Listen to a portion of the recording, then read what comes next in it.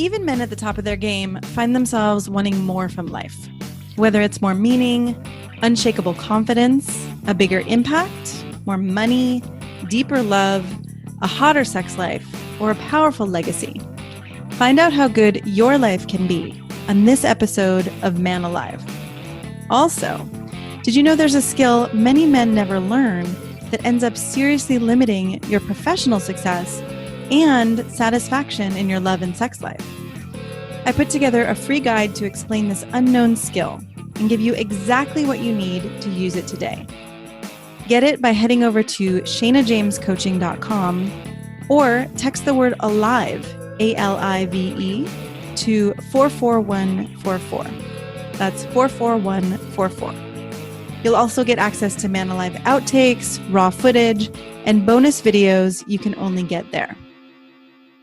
Hello, and welcome to this episode of Man Alive. We are here today to talk about one of the most important things, I think, in relationship, which is how to handle conflict, or the best ways to handle conflict. So you listening, I imagine if you've been in a relationship, you know that conflict just happens, right? I used to have this fairy tale or this fantasy that relationship could just be easy, and if I met the right person, we wouldn't fight, we wouldn't have conflict, and it's just not the reality. So I'm excited to bring you Jason Gaddis today, who is the founder of the Relationship School. Welcome, Jason. What's up? And he's been working with couples for, 10 years at least? Something like that. Something like that. And really, going deep with couples and helping. I think couples work is one of the most difficult things to do. So he's really been helping people see each other, understand each other, have an easier time with these issues that come up again and again. And for those of you who don't know Jason, he is a relationship student and teacher. I love that you say that about yourself, right? Like that you're still a student of this as well.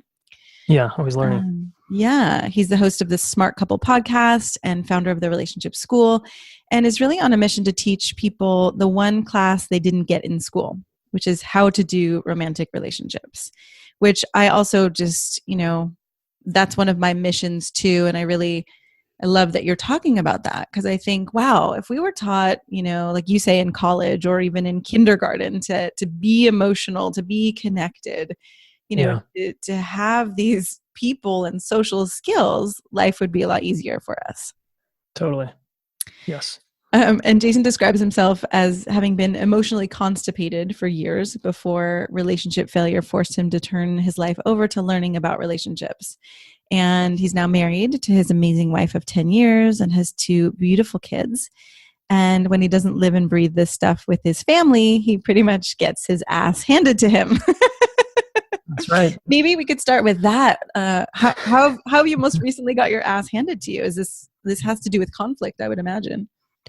Yeah, that's right. I can talk a big game, and by and large, I walk the talk. And there's moments when I forget what I teach. Like in the kitchen the other day with my wife, she's having some feelings about something, and I launch right into kind of an advicey, judgy place about where she was at. Mm-hmm. And she just gave me a kind of a timeout signal and was like, I don't feel like you're listening to me. I don't feel heard.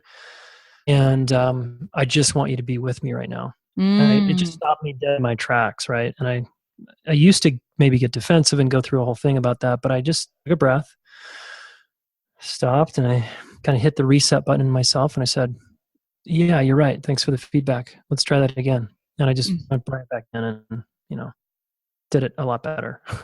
Yeah. Well, I love that we're starting here too, because, you and I have both been doing this for more than a decade, and we're all human. And, I've recently been going through a breakup, and I've just been realizing, oh my God, it's painful. And none of us are spared the pain of relationship conflict or breakups. And, just because we teach this doesn't mean we're not living it. And I think there's a humility there. So thank you for admitting, right, that even the other day in the kitchen, you had this conflict, and how powerful it is. It's so simple and yet not easy to be able to take a breath and not defend yourself, but to really fully hear what she's needing and wanting. Yeah.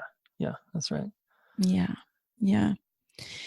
So, what would you say? I mean, in your relationship school, do you have a foundation or a kind of a principle around conflict that helps people orient to, having more effective fights, or being less, dirty with each other, or being more understood? Yeah, cool. I've got a few. I'll just share a couple, but I first want to say, in your intro there, I just really agree with you that I too had that fantasy, the fairy tale of Mm-hmm. if I meet the right person, then none of this will feel bad and be hard, and it'll just kind of feel good and feel Yeah. right. That kept me stuck for 10 years, that attitude. And so I embraced conflict eventually. It took me a while. And I think it's one of the most potent transformational vehicles to understand more about ourselves and the people we care about. And on the other side of conflict is always, if done well, is always a deeper relationship waiting to happen. Yeah. Beautiful connection. Yeah. So to back up to your question, it's like that mindset, embracing conflict. One of my sayings is, say yes to conflict so you can say no to drama. Like, I love that. By saying yes, you're saying no to all the drama, Yep. And that feels really important, is just the attitude and the mindset that I'm going to embrace conflict as part of the journey here in partnership. And when it comes after the honeymoon phase wears off, I'm going to welcome it and learn from it. And I'm going to learn about myself, and I'm going to learn about this person. And so I often start with the context and the mindset in my course.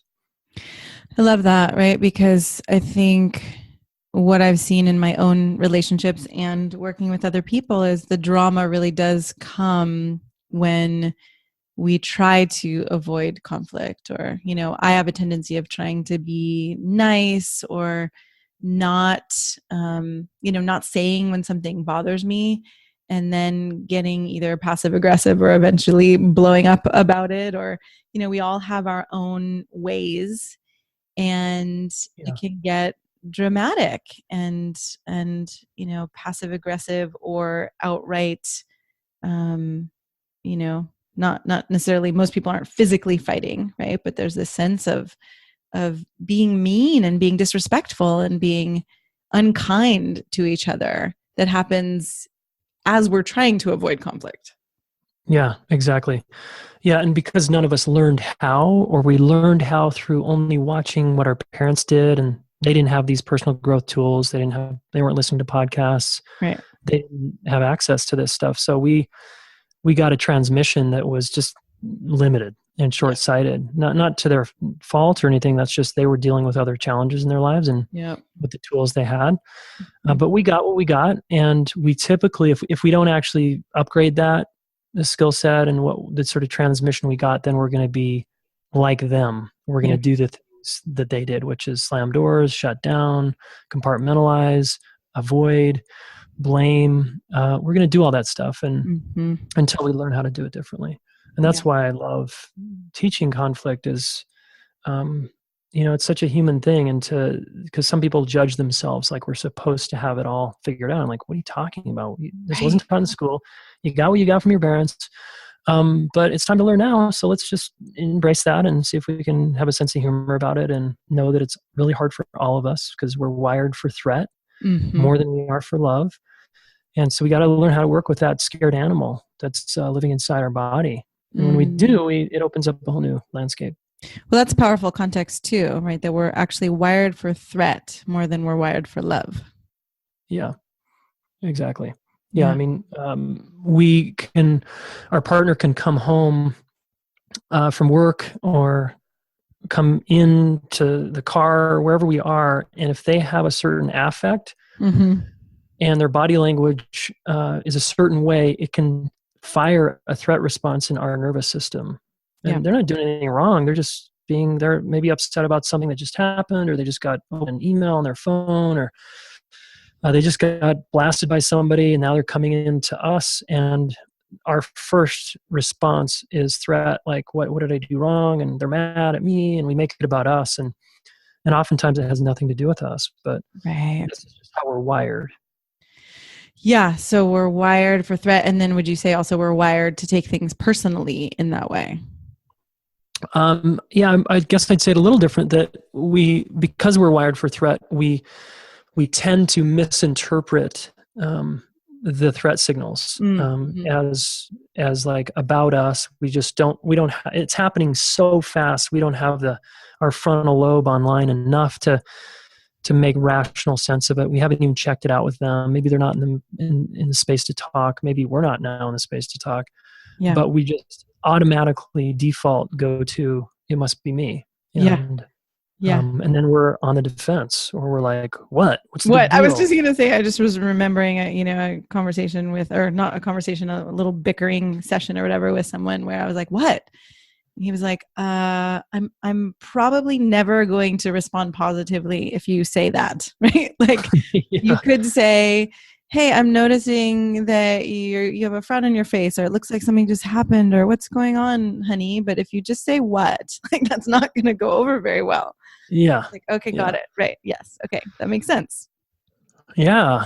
And what I'm learning, what I love learning right now is interpersonal neurobiology and just how we're wired. So we have these two people, you and I, let's say we're in a relationship. Well, we're also dealing with a couple of hurt little kids in there from Yeah. our past. Yeah. And we're dealing with a couple of scared animals, because we're mammals and we're pack mammals, and we like being a part of the herd, and we like to belong. Yeah. And we don't like to be cast out, left out, abandoned, rejected. And so anything that we interpret as like being left out, we're going to have a reaction to. And even anything that we don't even misinterpret, it's just our nervous system on a neuroceptive level, to borrow Stephen Porges's term, our nervous system is going to fire. And then we need to know how to work with that, so that we're not thinking about the other person or even about ourselves. Sometimes, like, look, I just got activated. I don't know why. My whole nervous system spiked right there. And interesting. And then we can actually have somewhat of a sense of humor, a little bit of space, and we can talk about it without being fused to it.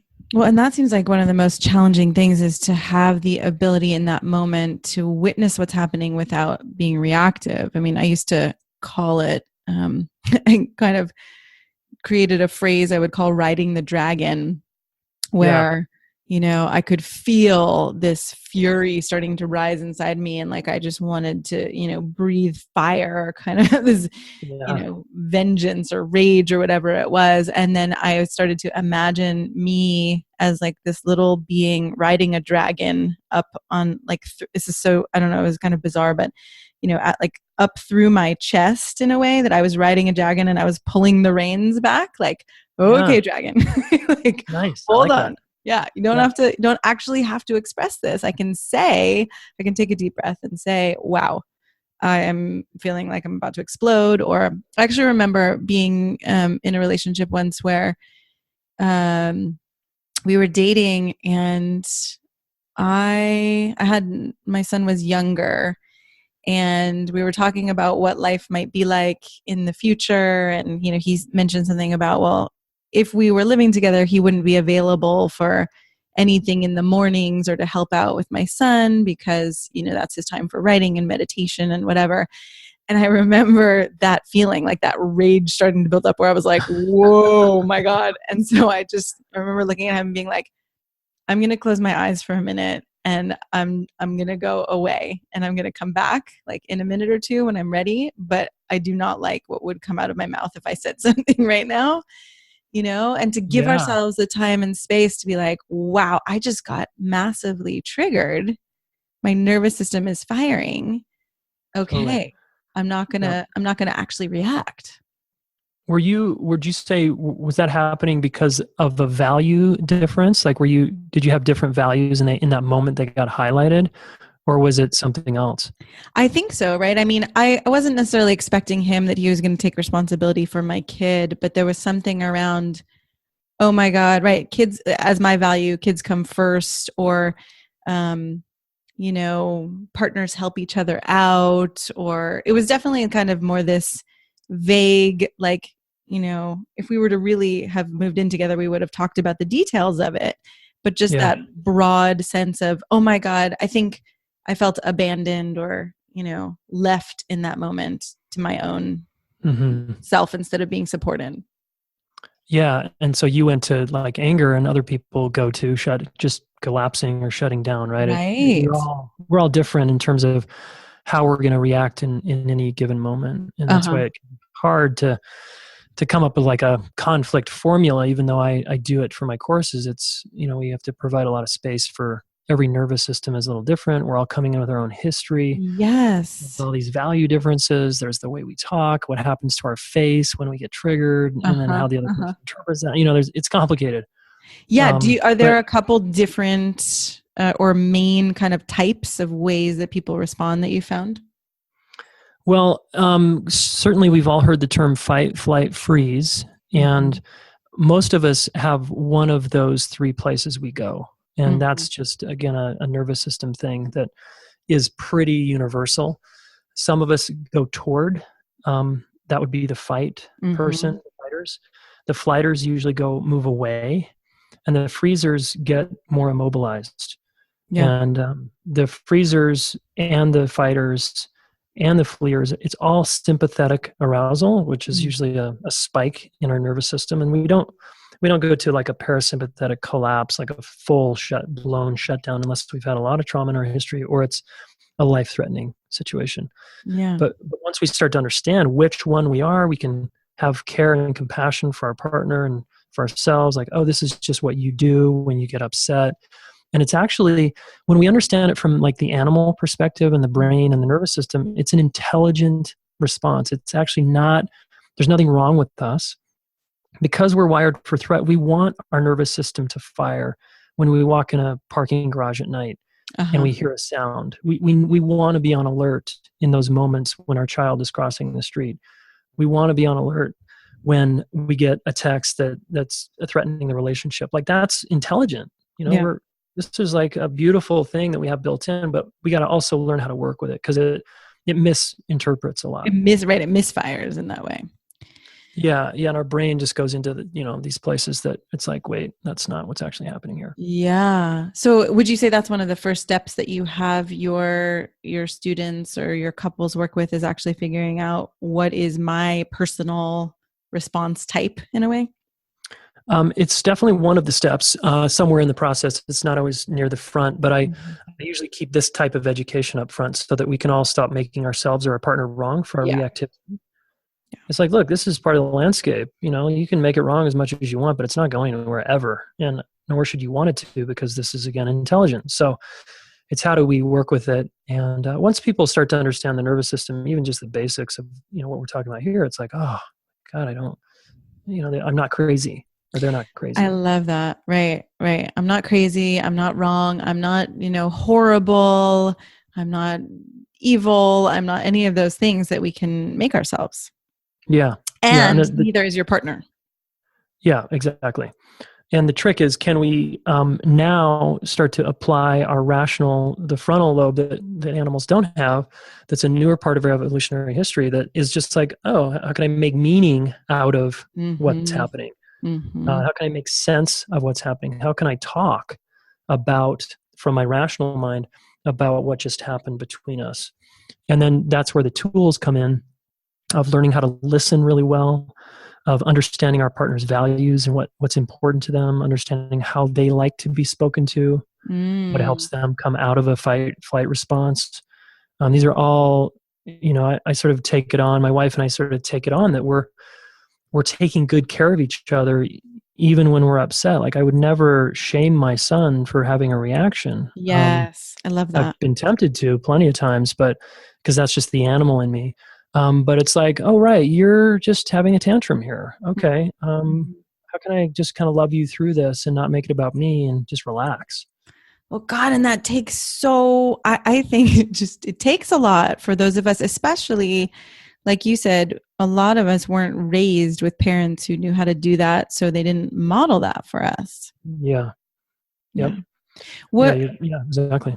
Yeah, what's been helpful for you to be able to develop that, witness consciousness, or the ability to look at your wife and say, "Oh, you're having a temper tantrum, or you're expressing yourself," which I'm sure you wouldn't say to her, "You're having a temper tantrum," but right, Yeah, you're right. you're you're going through something, and oh, it's not about me, and I can actually, stay here and calm, cool, collected for you. Like, how have you developed that in yourself?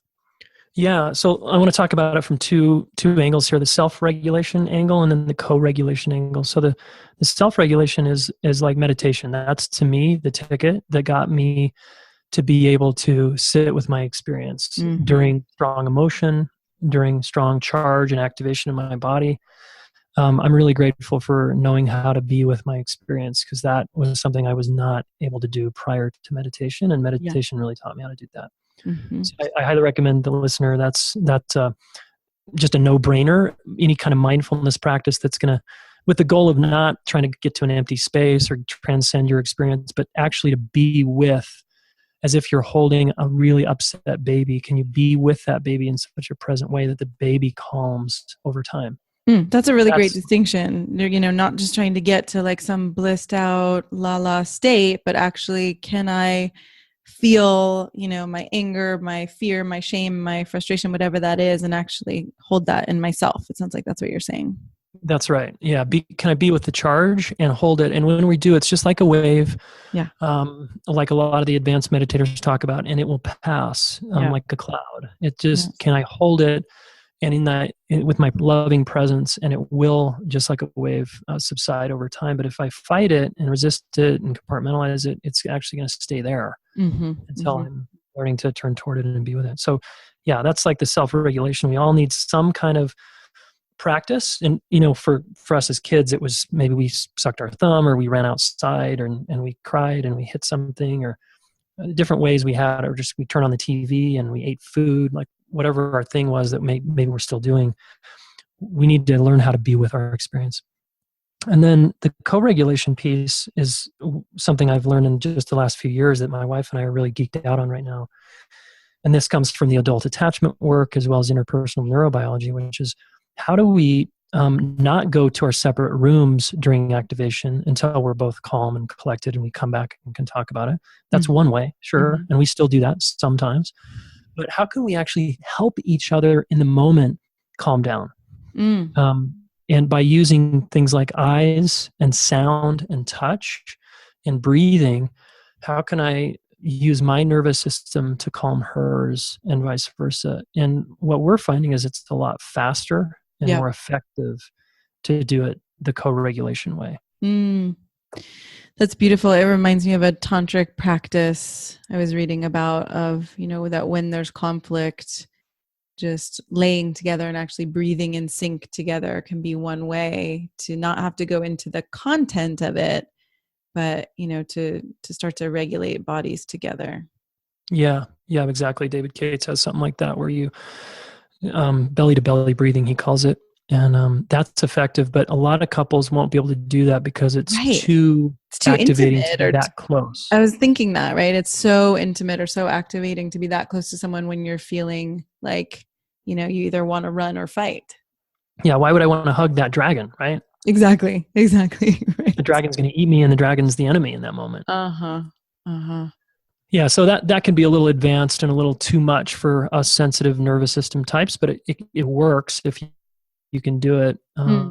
What else do you Another way suggest? to do it is just to, yeah, so another one is just to be in proximity. So what space does feel right between the two of you? Is it 10 feet, 5 feet, 2 feet?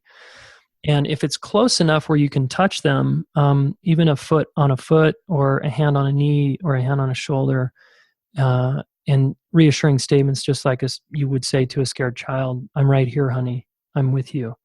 Um, those kind of things can immediately calm a nervous system down. Mm-hmm. But I need to be working with myself during the same time, Right. because if I'm really jacked up, it's going to be hard for me to offer that.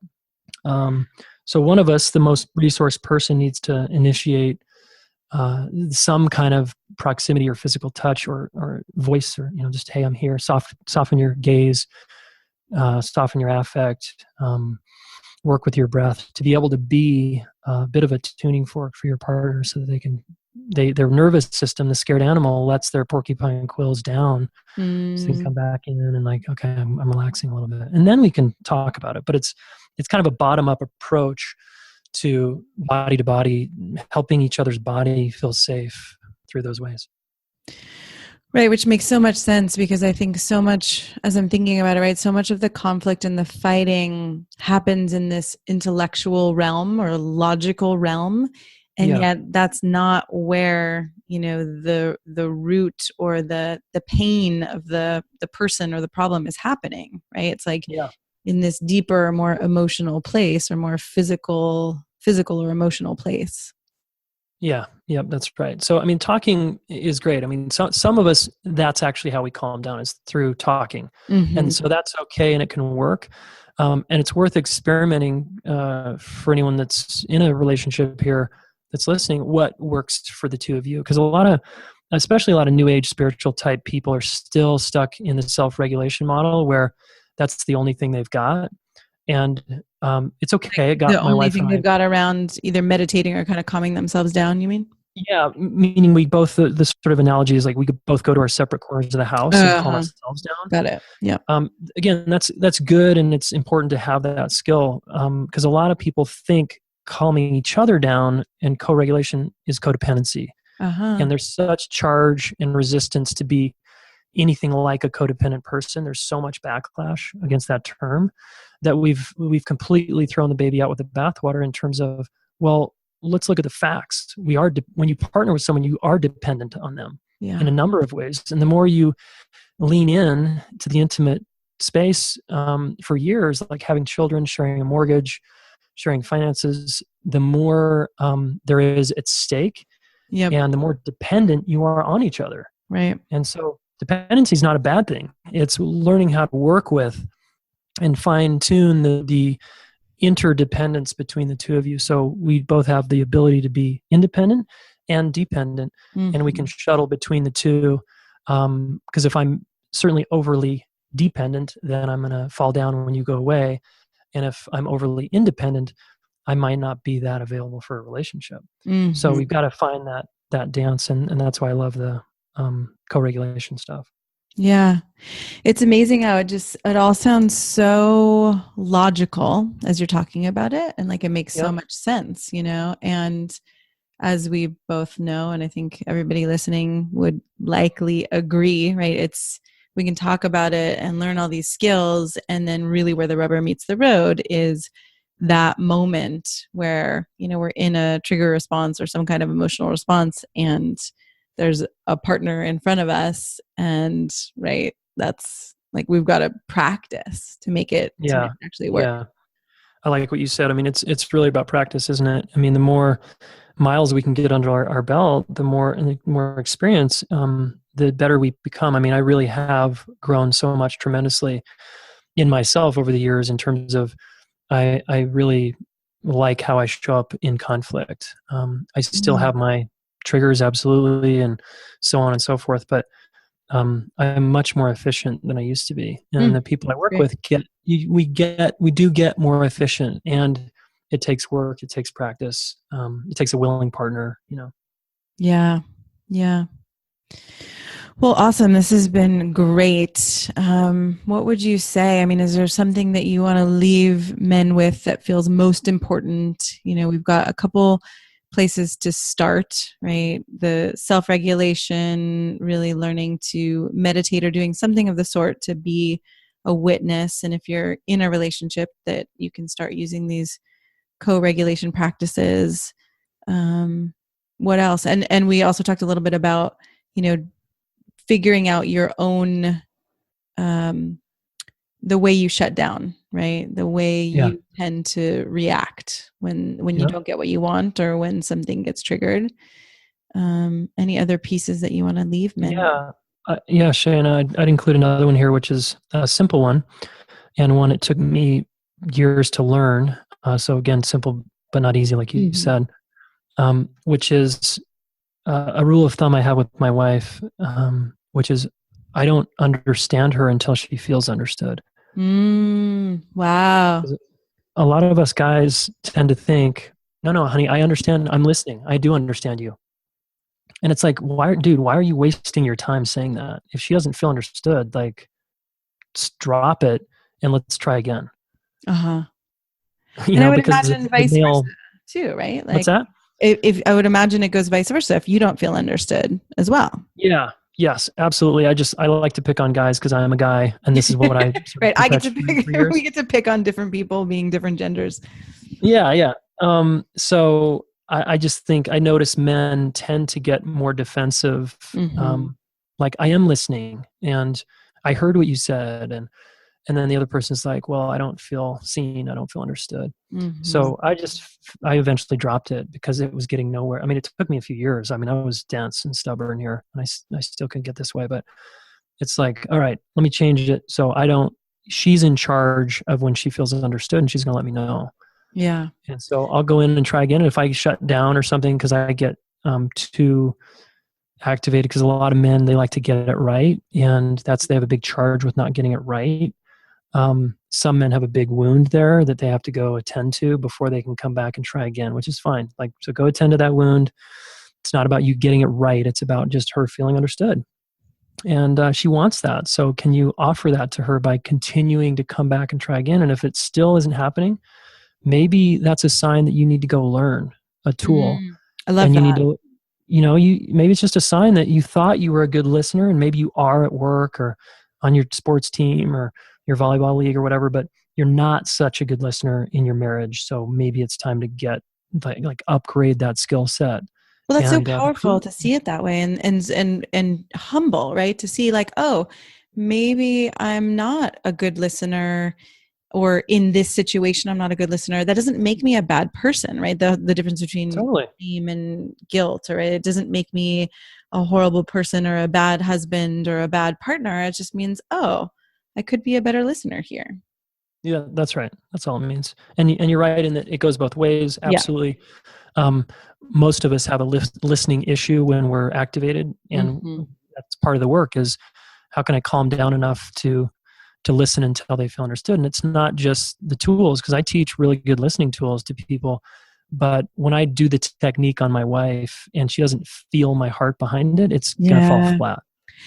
Yeah, I love that you said that too. I mean, I think that's a lot of what I work with men on is, as a woman, I get to give that real time reflection in the moment of, as we're practicing certain conversations, like, oh, in this moment, now I feel really understood. 2 minutes ago, I didn't. And then we get to debrief, like, well, what was the difference? Right. Because there are, I think, these invisible um, factors in a way, which, Mm-hmm. oh, my heart's opened or my heart's closed. I'm feeling compassion for her or I'm not. We could say the same exact thing with completely different tone. It comes out in a completely different way. Yep. Yeah. And that's where it's nervous system talking to nervous system, heart to heart. It's less about the words. It's more about how you're showing up, Right. Right. And Yeah. it just has me think of times in relationship where I've felt like, oh my God, I don't know the right thing to say.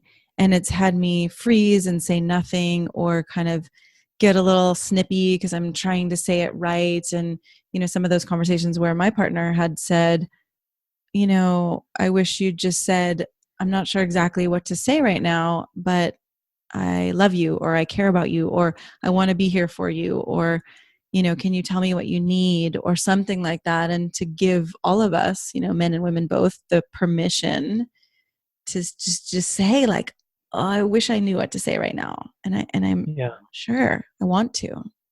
Yeah, I love that you said that, because we can get a little jammed up on the words and saying the right thing. And I think what we're agreeing on and saying here is it's more the how and what's behind it and your intent. Yep. Yep. So true. Well, thank you. Any last moments or any last things to say before we complete? Yeah, I was just having this as you were talking. I was just having this appreciation for you, for helping us men. I know Oh, thanks. yeah, so that just felt good to feel that. And I know it can be cliche sometimes around women, how women need to help men. And some women are like, I've been helping men for years and I'm tired of it. And, and I just, from my own experience, because I grew up in a family where I got the message to kind of squelch my more feeling, emotional, nurturing side, Yeah. I needed to come back and learn how to reclaim that, and my wife really helped me do that. Mm. So, there's so many ways in which you and my wife and other women have helped me as Mm. a more emotionally jammed up guy, and it's been so. Just wanted to say that and say that I appreciate you. Thank you. I appreciate that. And, I've really been thinking a lot these days about how challenging it is. I mean, that's been my perspective for a long time, that it's challenging to be a man. It's challenging me to be a woman too. But, especially these days with all of the harassment and abuse and everything that's coming out, there are so many great men who are, getting shoved into that category of all men are or all men do. And it's been breaking my heart recently. And so Yeah. I feel called to, continue to be an ally for men. And thank you for that. Yeah. And Thanks for naming the sort of man shaming that's going on, and it's yeah, intense. It's it intense to is. watch, because what that does for some of us men is it has us try to squelch and shove down our masculine Exactly. side even more, Exactly. and then we don't really even know how to show up, and we get even more confused because of our conditioning. So, Yes. I mean, yes, we need to hold people accountable, and uh, actually, if we understood them as little boys and where their conditioning came from, Yep. we'd understand a little more about their behavior. Totally. Totally. I've been working on that lately, and it feels so important. um this sense of like, wow, well, how do I be a man now? How do I be masculine? How do I, speak my truth and be powerful and all of that when, people are being called out as harassers and abusers. So yeah, it's a confusing time, and I want to thank you for doing the work you do with couples, because most of us, like you said, we grew up without examples of what it was like to do conflict well or do conflict in a loving way. And I'm so glad you're out there doing this. Yeah, you got it. And for the record, I mostly actually work with individuals. I do You work do? with some couples. Oh, Yeah, just because it's usually one partner that's signing up for the relationship school. Um, interesting. yeah, it's actually more challenging to get both parties on board, as you've probably experienced. Yeah. But when you do, yeah, the work is hard and intense and awesome, and Oh, well, super that's good vulnerable. to know. I So love it. people can come to you single or in relationship. Yeah, that's right. And I'm teaching this 9-month course, so I can talk about that whenever that's Yeah, yeah, appropriate. yeah. Tell men where to find it. Yeah, cool. So I teach a class that I think is the ideal class you would have gotten in high school or college on how to do a love relationship well. Mm-hmm. So it's like, but it's on like steroids because it's pretty intense. It's a deep examination into how you do yourself, your relationship with yourself and other people, and it's in the context of a long-term relationship. So that's the frame we're coming from. Because if you do that one well, then you can do just about any relationship well. Nice. So it's 9 months long. There's a couple live weekends in Boulder, Colorado, and the rest is virtual from the privacy of your own home. And it's fun. It's like a pressure cooker, though. I'm not going to lie. And Yeah. It's not for the it's faint of heart. intense. Yeah, that's right. Good. Well, Warrior yeah. style. Yep.